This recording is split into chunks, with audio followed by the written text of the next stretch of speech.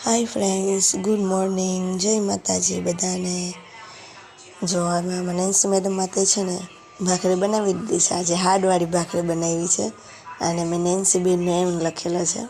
આ નેન્સી બેન જો રૂમમાં છે ને બેડ વાહે છે ને એનો ઝંડો વયો ગયો છે ને તે એ કાઢવામાં બેઠા છે. પણ નેન્સી મેડમ આવે તો થાય ને. જો આવી ગયા હવે. હાલો નેન્સી મેડમ, હવે છે ને ચા ભાખરી ખાવા બેસી જાઓ. જાઓ. એ તો જોઈને ચોંકી ગઈ કે મમ્મી આજે કયું નવું બનાવ્યું, એમ વિચારમાં પડી ગઈ. એટલે ઘડીક વિચાર કરવા લાગી, આ શું બનાવ્યું છે મમ્મી. પછી મેં એને કીધું કે એ છે ને દિલ બનાવ્યું છે અને એમાં તારું નામ લખેલું છે, નેન્સીનો એન લખેલો છે, એમ કીધું મેં એને.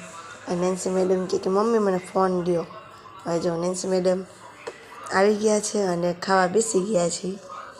એ જો એ છે ને ભૂંગળા ખાવા બેઠા અને કહે છે કે મમ્મી જો આમાં ઘોડો છે, એમાં માણસ છે, એમાં હું છે, એમ મને બતાવતી જાય છે અને ખાતી જાય છે આમાં નેન્સી બેન. જો હવે છે ને એક બેન છે ને અમારા જમવા ગયા છે, હિના બેન, અને સામે અમારા કાજલબેન બેઠા છે અને જમવા જવાનું નથી.